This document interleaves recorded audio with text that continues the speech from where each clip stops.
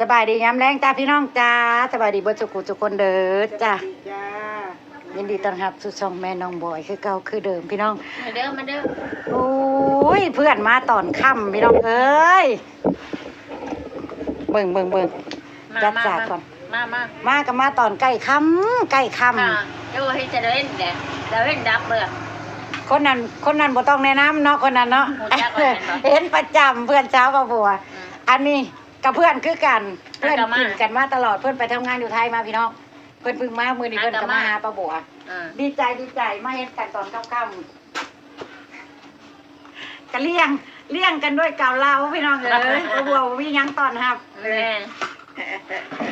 เฮ้ยมากับมาตอนค่ำตอนมืดแม่นเลยจนค่ำจนมืดเลยพี่น้องมาตอนใดก็มีค่าสุดตลอดเนาะให้เราเพื่อนมาเพื่อนแล้วมันก็เป็นแบบนี้แหละเพิ่นไปได้ฮอดปียังเลย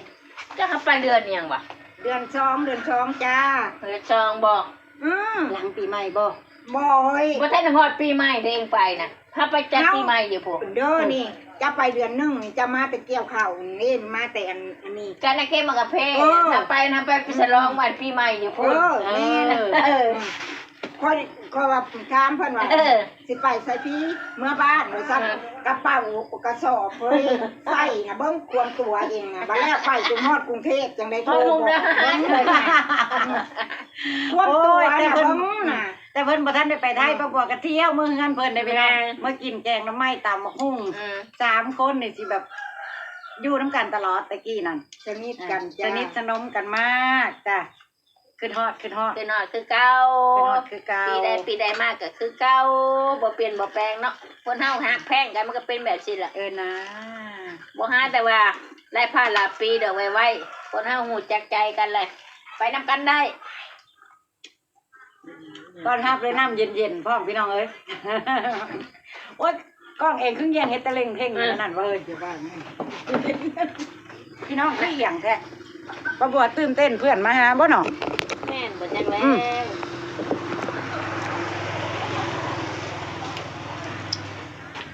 ใหญ่เพิ่นอยู่กินข้าวแรงน้ำเลยไปน้องโดนเห็นกันเทื่อนึงน้องบอยก็ยังออกงานยังเพิ่นกลับมาอยู่ไปปั้นค่ะเพิ่นปั้นมาเห็นบ้องมาเฮาขี่รถแซงเพราะว่ามันห้ามมันขี่ไอ้เราลูกตัวมันขยันเนี่ยแต่ไม่ใช่กับไปนั่นแหละกินบ่กินกับคนเด็กเขาสิบ่เฮ็ดเขาบ่เฮ็ดเดี๋ยวเฮ้ยอันนี้ใช่ไปใช่เขากับพังความพ่อความแม่น่ะคือว่าโอเคแล้วลูกน่ะบ่แม่นว่าซ้ำนี้ยอมรับอยู่เฮาก็บ่ได้มีหยังให้เขามากมายเอาบ่เห็นบ่คือบ่หาพรแล้วมาบ่ตัวอยู่มันก็ไปเป็นบ้านค่ะสู้มันง่ายเขาว่าเอาเงินบ่เอาเขามันเป็นบริเวณให้ไปเขาไอ้เล่คนเฮานะบ่แม่นว่าดอกลูกเต่าพังความซ้ำนี่คือโตนี่มีบ่มีกะยาขอแต่อยู่ดีมีแฮงนะผัวอีกอย่างนึงลูกโตกะบ่ได้แบบสิเลเทมันก็ซ้ำนี่มันโอเคล่ะเฮ้ยคันสิเว้าเลยกะยามันมีบ่มีก็ขอให้ว่าอันสุขภาพเฮาแข็งแรงสู่ต่อไปเรื่องการเรื่องงานมันก็ปกติของเฮาแบบนี้อยู่แล้วบ้านนอกเนาะถ้าบ่ทำมากินสิเฮ็ดหยังเฮาบ่มีรายได้หยังอย่างอื่นเด้สิไปทำงานอยู่ไทยคือเพิ่นก็บ่ได้เด้พี่น้องบ่งามคือเพิ่นแม่นแหละเพิ่นคนงามเพิ่นยังโอ้ยยังสาวอ้อมแม่น่ะเพื่อนบ่งามก็ไปบ่ได้บ่บ่ใหญ่บ่เครื่องแล้วตัวจะไปละก็ไปซะก็ไปบ่ได้บ่เครื่องไหนสิบอกบ่ได้มันอายุปานนี้แหละคันบ่หน้าตาอ้อๆแต่เขาก็บ่ได้อยากรับทำงานได้หมออันจบในบ้านเฮาน้องพี่น้องว่าบ่รุ่นประบวชนี่ร้องไปเบิ่งไว้ที่รับทำงานนี่ได้น้ำเย็นนี่พี่น้องกินแน่ไว้ให้แวกอ่ะกินเนี่ยน้ำเย็นนะโอ้ยอย่ามาโยกกับเองกับนี่อยู่จอกเลยบอกกินน้ำโตยังแค่พอมาแปวเดือนนึงแต่พอดีประบวชอ่ะขายก๋วยเตี๋ยวกับพอดีเบิร์ดหมอพอดีเพื่อนเรากับมันเย็นเรือน้ำหน่อยนึงเห็นเกาเราชูกันกินพี่น้องบ่ได้มีอย่างเด้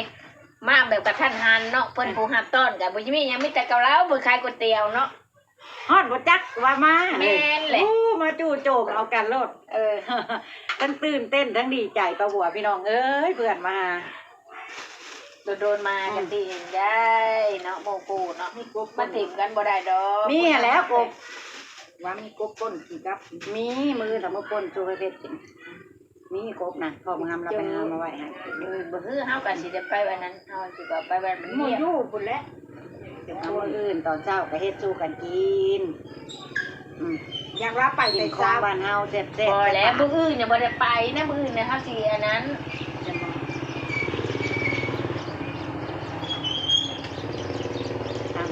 เอาไว้อ่ะกินแมง ที่มันเย็น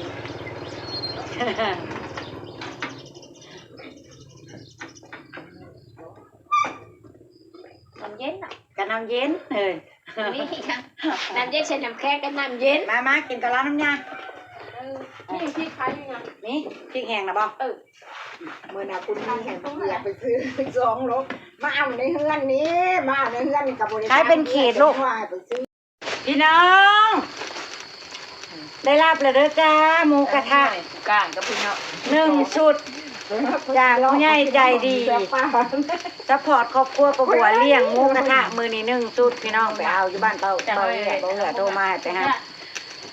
ลุงพรไปห้ามมาเป็นที่เรียบร้อยแล้วเด้อจ้าฮอดถึงครอบครัวประบัวแล้ว ขอบคุณหลายๆเด้อจ้าเดี๋ยวหมูกระทะก็สิกิน เพื่อ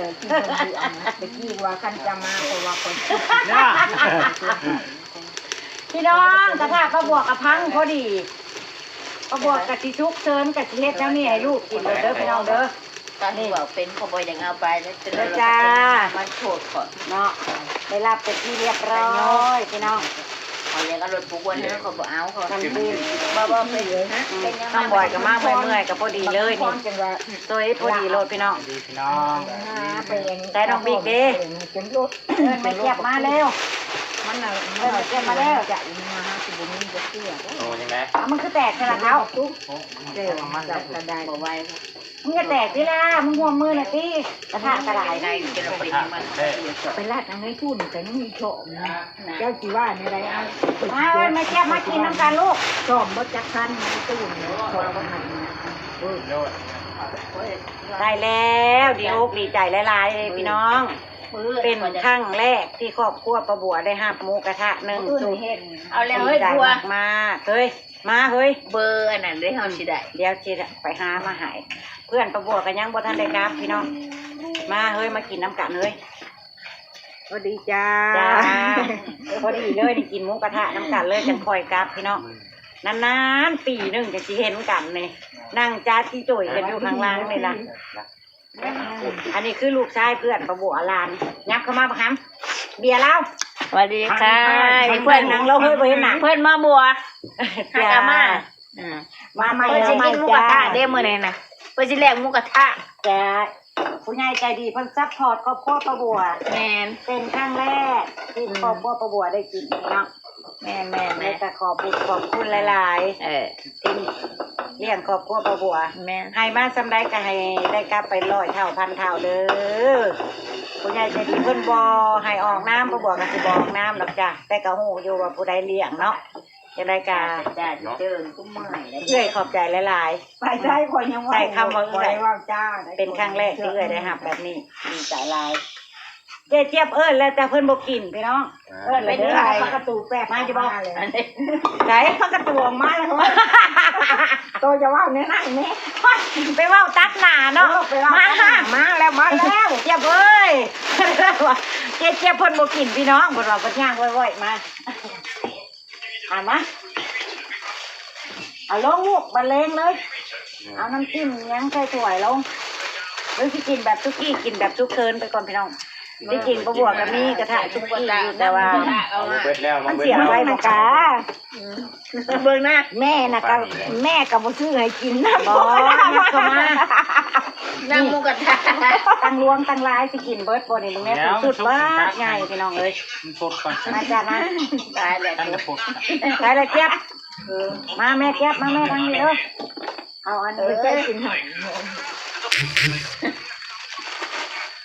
น้ำจิ้มเฮากับมีบ่พ่อก็เอามาใส่เด้อลูกเด้อเอาเส้นร่อน ไม่ใช่กิน เอาน้ำจิ้มอันนั้นเด้ เบิด เบิด แล้ แล้ว ว มี ติ แต่หมูช้างสั่นเนี่ยมันเลย ฮะ อย่างอื่นก็บ่เห็นลายเนาะ เออ บ่ไหวแล้วเขา มาบวชแห้งน้ำบนบ่เคยซื้อหมูอาหารปันเบียร์นี่ครับอีลักมาส่งหายช่องโลนปันเบียร์ที่ บ่เอายังลงดอกเอาพักมาตื้มให้ย่านจากใส่พัก คนน่ะบ่มากคนน่ะ แต่มันมากเลย หมูสามสับเอามาให้เงินช่วงคนโต มา คิดตัวเลยคิดตัวโมจาน พ จา อน ดีเลยน้องบ่อยมาเมื่อยๆจัดลงใส่กระทะแบบกระทะของแท้เลยแหละพี่น้องเตาถ่านกระทะจุ่มเลยไม่ต้องย่างดอก ปั่นกัน มันยากย่างแล้วมันยาก บาทคือ ย่างไปแล้วก็ตักให้น้อง เอาพักลงเอายังลงนำกันนำหัว เออ ไข่ลง ให้หมอพดต้ม มันจะ ต้ม เข้ม ต้ม ข้นปะกินเนี่ยแบบนี้นะ กินแบบซุกี้เลยเนาะ เวลาให้เรียนแบบซุกี้อ่ะเฮ้ยถ้ากระตัวไปตัวมากจะกินแบบนี้ เพราะว่ากระทะกับมะพังเหรอตอนนี้ แล้วถ้าคิดเป็นซุกี้ เพราะว่าบริ ระเบิด ระเบิดทานระเบิดพี่น้องโอ้ย เดี๋ยวมือนาทีห้าไว้อยู่ของ ที่ ห้า ต เรา น มี ลูก เด็ก เด้พี่น้องเลยที่ได้กินหมูกระทะทั้งที่กันได้ไหม ไม่หาขนาดเด้อของพี่เนี่ยก่อนเบิ่งคักแล้ว แต่ก่อนไอ้โยกอาติดข่าวออกมาเด้อคอยใส่ข้างคอยนะมันมีแต่ติดไงตัวเองว่าติดห้าม ขอบคุณเด้อน้องสาวคนสวย ช่วง ตกแตกครูใช้กระทะลง มีน้ำใจเลี้ยงครอบครัวบัวขอบคุณห ลง ลาย อย่างลงเฮ็ดลงเดือน9เดือน10อ้าวใส่ติด ๆ ข่าวน้อย รวย ตั เด้ ว อ เอง น้อง ก็ หลา เฮ็ด เด้ แต่บาดนี้ อเฮ็ ก็ ดยังทำยังกัน ง่าย เจริ ก็ ญ เอา รุ่ง เล เรือง ย เด้ โยก อ ว่าห้ามก็เอาตัวเองว่าก็เอาใส่อันห้ามนะฮะมันดักอยู่เนาะ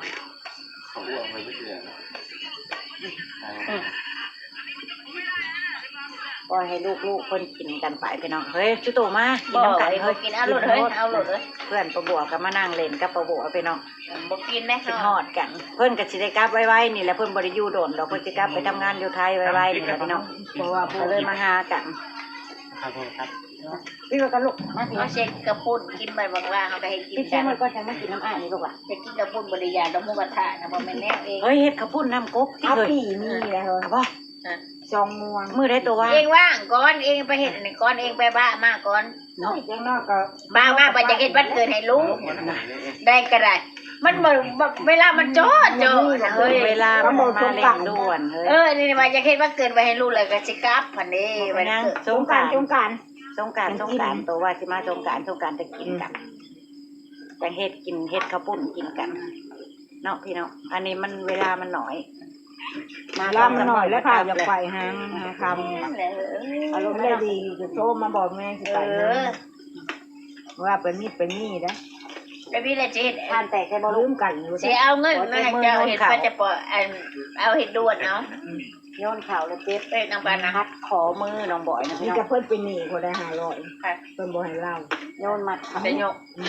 นั่นแหละ บ่เล่าจะไปเล่าไรเล่าสิฮะ โอ้ย อย่าไปเล่าไรเล่าให้ข่อยลีไรอันนี้นะเล่าลงท่านี่เราเอาไม่ข่อย500 โอ้ยใจจังหวะนั้น เราว่ามันสิให้กูให้เราว่ามึงอย่าไปเล่าเด้อเราอ่ะยังไงกูนี้ฟังก็บ่ให้เล่าอยู่สิน้อยอีเนี่ยมันมาเล่าเลยดิเราก็ว่าแล้วมันเติบเบียดมาผมบอกมันจะเล่าเลยว่า คุณเธอ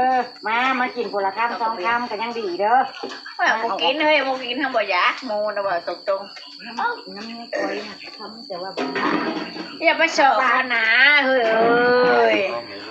เจ้าทุกข์แล้วปั่นได้ บัดพ่นแล้วก็พ่นดงๆเลยนี่ถ้าเบิ่งเด้อ ไว้พดอ้วกกูแล้วเนี่ย ทานเลยเนาะ มีบ่ ชุกเซินพี่น้องเอ้ย นี่มันกระติกเฮ้ย นี่ยังเฮ้ยไปตัวห้าวเองดูดิไปตัวห้าวเองรถมันแกงมันเกินในตู้นะ ใส่เลย เองจัดอันนี้ให้ลูกเองกินก่อน ได้บอง กิน กัน เลยนะใช่ใช่โอ้ชัดจัดโดนห้ามบอกกินโมน่ะมันมุกชัด ใส่ ใส่ ห้างโกนี่มันเต็มจอเลยได้ ทักษาหุ่น บ่ได้หางเช้านะบ่อยาก ประมาณนั้นนี่อันนั้นขามทำบิ๊กนี่ มันน่าจะอยาก กินหลายแนวเลย เขาอยากกินเขาก็เด็กหมูกระทะเขาจะกินปลาหมอกปลาหมึกไปเลยจ้ะ น้องเฮ้ย เขาไม่ได้อยากแบบ ฉัน นี้ บ่ซื้อตั้งต้อไปซื้อปลาหมึกนะมาเฮ็ด บ่อยู่ร้านเขายังมันมีลายแนว เรียนบ้านนอกคือหาไปกินกับเขาคอน่ะเนาะ มันมีลายแนวก็ว่าสิอยากไปกินน่ะ เอาวันเกิดเบียร์ล่าตัวกับไปจัดคือร้านหมูกระทะที่สัตว์ ก ก็แม่น มันจะมีโคกแบบว่า มีรถนั่นสิ โอ้เนาะลืม เอาเรื่องรถอันเนี้ยถ้ามีรถเองก็พาชุดโจมไปกินแล้วหมอนี่ เนาะ ว่าพี่บ้าอะไร เองก็ลืมว่ะ ลืมไป นอกจากว่าร ถเบียร์แล้วเขาได้รถไฟฟ้าได้อัดกันไปเลยแหละ รถไฟฟ้าบอก อัน แล้ว สี่อันหา แล้ว บอ ก็ ก มาบางครั้งจะเล่นกันนอกนะแล้วก็มา เอ ใก อ ล้ๆอีก ไม่ นะ มีตกแต่ง ไปจัดอยู่อันเมืองก็ดี บ่จะอยู่เมืองห้ามบ่ได้เด้อรถนะบ่มี นี่อยู่ดองบัวนี่เด้หมูกระทะผัดบะมีรถอีกแล้วเนาะ บ่มีรถ ช่าง โอ้ย มานี่ช่างเป็นชุดแบบนี้มา บ่คันว่าเป็นชุดน่ะบ่ช่างมาเฮ็ดเอาเอง ช่างก็เฮ็ดเอาเอง โอ้ย ซื้อเอาหมูน่ะมาเฮ็ดเอาเองแล้วก็ซื้อพักน่ะยังใครกลัว เฮ็ดหมูกระทะนำเฮ็ดหยังเฮ็ดแนวอื่นซะเฮ้ยอย่าไปว่าเอาห ยุ่ง มูกระ ยาก ทุกกระทะ แม่น เอาสิพาไปรถเฮาก็มีอยู่แนว30คน ว่าอย่าบอกว่าหมูกระทะว่าเป็นอย่างอื่นซะ ขี่ว่ารถไทยวีโก้เขานะ อื่นอย่ากินแย่ บ่เบียร์ แต่ของเขายังเขาจี้ปันนึ่งก็ยังเอาเนาะ ๆแน่นั่น โตมีไอเดียโตสิเฮ็ดหยังวันเกิดลูกโต ถ้าบ่เฮ็ดลายเฮ็ดอย่างเดียว เฮ็ดข้าวปุ้นบ่เว้ย เออ เออ ก็จบอยู่หั่น เฮ็ดข้าวปุ้นก็คือเฮ็ดข้าวปุ้นนั่นแหละ เฮ็ดกระปุก เพราะโอ้ยตัวสิเฮ็ดข้าวร้านกล้วยยังเฮ้ยพรเจ้าย่าง ป้าเลยจกเอาทุกเอาถ้วยมาอีกเฮ้ยขี้ขันเก็ เอา บ ถ้วยเฮ้ยพรบ่มีบ่ อ่ะก็มีคือกันนั่นแล้วของไผก็มีคือกันเฮ้ย โจกออกมากะล่างแล้วก็อันนั้นไว้เฮ้ยเก็บไว้แล้วก็ไป เรื่องว่ามีแหละเราก็หาพูดถึงว่าเฮาขี้ขัน เองแล้วจะเป็นงานเองจนบ่ได้เอาของปีเองก็นี่แต่เอาแต่เรื่องของกระโตกนั่นแหละกระโตกเป็นกระชานน่ะเอา นี่นั่งเฝ้ากันจะโลดเด้ เอามันหมอบ่พูด โอ้ยได้โพดเลยง่วงนอนเลยพี่น้องในบ้านนี่พรก็ง่วงนอนแหละเด้อ อยากกินแหละเนาะ ผู้ใหญ่ยังง่วงนอนแล้วบ่ให้เด็กง่วงนอนเนาะ เมื่ เฮ้ อย ย ตัดเข้าแล้วง่วงนอนแล้วบัดนี้ เอามาเคาะใส่น้ำเลยนะ เส้นร่อนมีอยู่เอาฮ้อนได้ไว้ในลูกข่อยนี่เนาะพี่น้องเนาะมาเด้อพี่น้องเด้อ กูว่าบ่เป็น มากินหมูกระทะฮ้อนน้ำกันเด้อจ้ะเด้อ อันนี้ได้พ่อคอยได้บ่ได้คือหมูเนี่ยนะ เอาคนไปไทยคนยังเว้าแต่ที่อยู่นะก่อนนะเว้าชื่ออยู่นี่ ว่าบ่เป็นน้ำพริกบ่เป็นราคายังบ่เป็นนะ เดี๋ยวเราจ้า มันไปขายอีกนิดแต่สิว่านี่ได้แต่คนไทย มัน มา ยังใครว่าบ่เฮิงก็ยังใครเสียข้าว อย่างเอ้ย ว่าไปขายนะเองลันเตือเราได้เองนะเองบ่ได้อันยังได้ค่ะก็ว่าลันเตือเราได้แกว่าจะดีแน่โอ้ยไปจำนี่เลยจมดีบ้าง เดี๋ยวแล้วได้กินแล้วเจี๊ยบยับเข้ามา โอ้ใคร ให้ ใคร นอนให้มันช่วงเป็นจังบ่ช่วงนะอ้าวขอไข่ใจเอาลูกมีน้ำจิ้มกับขันจังมันนัวหรือว่าจิ้มเอาไปเอามันเนาะ ต้องมันลายโพดนั่นเนาะมันจะงานโพด ก็ว่าเพราะก็บ่หลายดอกชมนี่นะมันเตาว่ามันแก๊สเด้ มันโมเมนต์อันนั้นเนาะ ถ้านอนละฮ้อนเรื่อยๆเด้อหมอนี่ ขัน นะ ห่อแล้วโด่งๆกินเลยนี่ โบก กินได้นะน้องบอยช่วยแล้วพี่น้องน้องบอยหิวมาบิ๊กมาตั้งให้น้องเดียแล้วเนี่ยเด้อให้พ่อมึงตั้งให้ลูกเลยเด้อนะย้ำเข้ามาห้ามหน่อยเดี๋ยวแล้ว เนี่ยบัดเซ็นคือบ่ลงซะเอาลงแล้ว ลงแล้วครึ่งนึงมัน อันนี้ของอะไรเอามาเติมให้ลูกเติมเอา ใส่จานบ่ เอากินเก็บกินมาบิ๊กมา นั่งจบดีที่หมอนี่อ่ะ ย้ำเข้ามาลูกย้ำเข้ามาบุเป็นยังดอกให้ ให้ พ่ พ่ อ อ เห็น ให้ นะ พ่อออกหายนะ เฮ้ยเดี๋ยวเราเคินกล่องเคินกล่องบ่ลูก ธรรมดาแล้วตัวแม่ยังเคิน เอาไว้ ตะกี้ขอกระเคินแต่ออกมาทันทีในเดี๋ยวนี้มันลื่นเลย ตัวนะ สบายแล้วตะกี้นะโอ๊ยหมออย่างนั้นนะเคยเรียนที่นี่เลย เดินประบัวกินกับเพื่อนแล้วพี่น้องกินเกาเหลาอีหยังกะอิ่มแอแล่แล้วจ้าเพื่อนเพิ่นเลี้ยงเกาเหลาเลี้ยงอีหยังเพิ่นซื้อมาเลี้ยงจ้ะอำลาพระจากแล้วจ้าพี่น้องประบัวกะสิเก็บภาพบรรยากาศการกินหมูกระทะไว้ซ้ำนี่แหละเด้อจ้าปล่อยให้ลูกๆเพิ่นกินไปจ้ะประบัวกะสินั่งคุย ข นั่ง อบคุณนะคะที่เลี้ยงหมูกระ คิดเป็นบ่ ทะ นี่ จ้า จากนั้นก็ขอบคุณคุณน้องคนสวยเด้อจ้าเด้อที่ซัพพอร์ตสนับสนุนครอบครัวเอื้อยบัว เอาบ่บ่วงอ่ะ ขอให้มีความสุขหลายๆลำๆรวยๆเฮ็ดหยังทำหยังก็เจริญรุ่งเรืองเด้อลูกหลานเด้อเอาเอื้อยก็บ่มีหยังให้แหละ เบิ่งมาเอาน้ำจิ้มใส่ก่อน ได้แต่ซ้ำนี่ละดีใจเว่าหยังก็บ่ค่อยออก ตามหมูกระทะ โอ้อำลาพระจากละจ้าพ่อเอ้ยคลิปหน้าพ่อประบวชแล้วเขาก็ได้คลิปหน้าได้จ้าไปละจ้า ค่ะ ไป บิ๊กสิ ไปดีพี่น้อง เด้อ